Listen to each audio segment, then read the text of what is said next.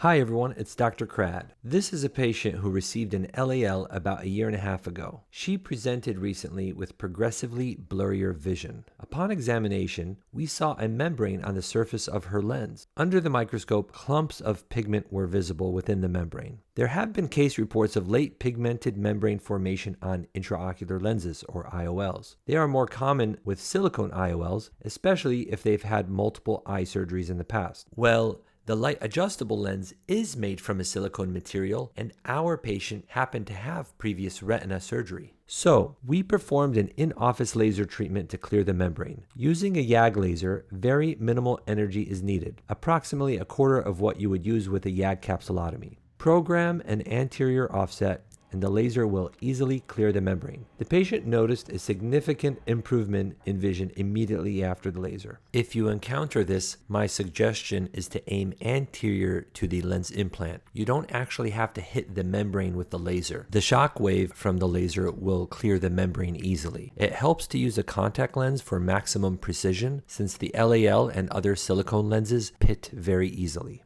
I hope you found this video helpful. Thank you so much for watching. I'll catch you on the next one. Peace.